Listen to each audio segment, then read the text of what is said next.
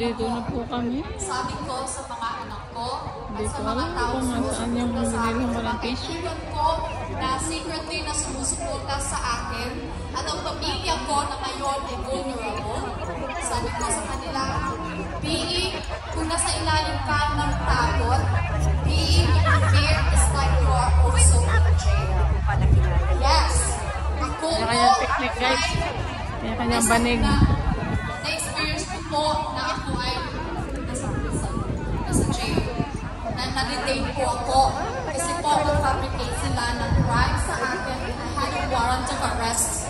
Pero nilaban ko yan dahil sinulatan ko yung mga ghost people na ginamit nilang kunwari mag-fabricate sa akin. Yeah? So, ang tao lang nakakalang sa kaso ko at that time ang pero ito nangyari nito kina Pipi. Okay?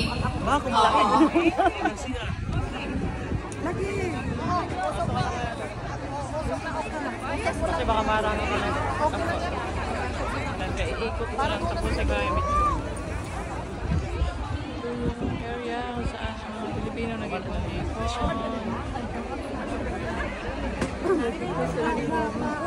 Si Robin ba yun? Oh, yan, yun. May ginugulo. Bawal yan.